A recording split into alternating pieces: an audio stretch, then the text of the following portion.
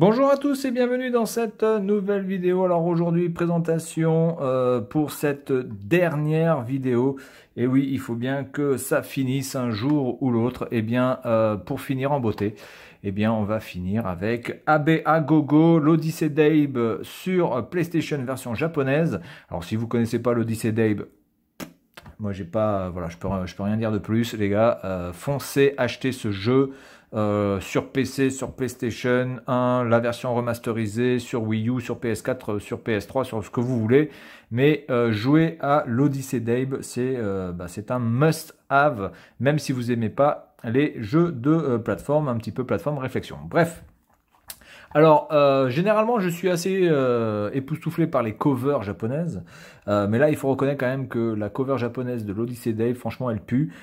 C'est quoi cette cover en orange là, écrit comme ça? Là, on a l'impression d'avoir un CD de Dance Machine dans les mains, donc c'est un petit peu hallucinant, parce que bon, l'Odyssey d'Abe, ça reste quand même quelque chose d'assez dark. Donc du coup, bon, c'est pas non plus extrêmement dark comme pouvait l'être par exemple Art of Darkness, que je préfère à l'Odyssey d'Abe d'un point de vue émotion, on va dire. D'un point de vue gameplay, je préfère l'Odyssey d'Abe, mais d'un point de vue émotion, vraiment sensation dans le jeu, je préfère Art of Darkness. Malheureusement, il est sorti trop tard. Par rapport à ce jeu, et ce jeu évidemment a tellement marqué les esprits que Art of Darkness malheureusement est passé un petit peu à la trappe. Voilà, donc je vais vous présenter la dernière notice évidemment. Donc c'était très difficile de trouver quel jeu j'aurais pu présenter en dernier. Eh bien voilà, donc l'Odyssey d'Abe me semble être tout à fait dans le ton jeu mythique, jeu classique sur une console classique qui est la PlayStation 1. Alors je vais pas vous présenter le jeu parce que bon, déjà la présentation est en japonais uniquement, puis bon, la présentation de l'Odyssey d'Abe, tout le monde la connaît, les premiers niveaux tout le monde les connaît, donc il n'y a pas grand chose à montrer dessus. J'ai hésité à vous montrer la version Wii U du coup juste après ça. Mais je me suis dit que c'était un petit peu, voilà, ça n'allait pas vraiment de présenter la version Wii U sur un jeu PlayStation.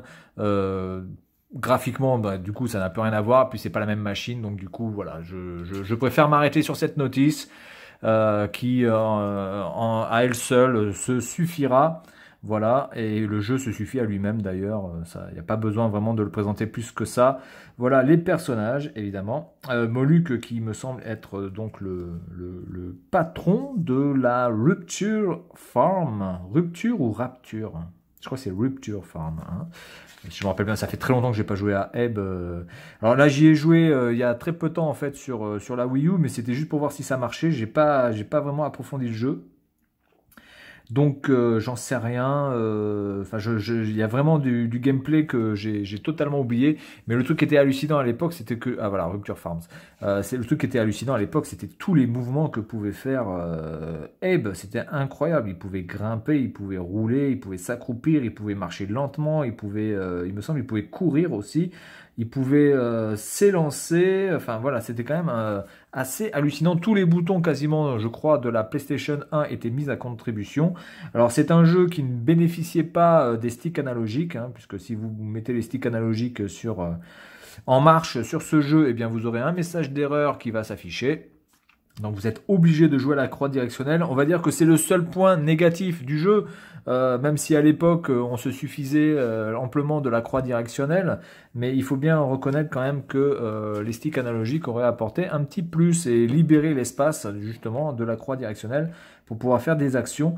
Ça aurait été un peu plus pratique au niveau du gameplay, ce qui est le cas hein, d'ailleurs dans la version remasterisée de l'Odyssey d'Abe que je vous recommande graphiquement. Ils ont fait un travail de fou sur cette version remasterisée. Voilà.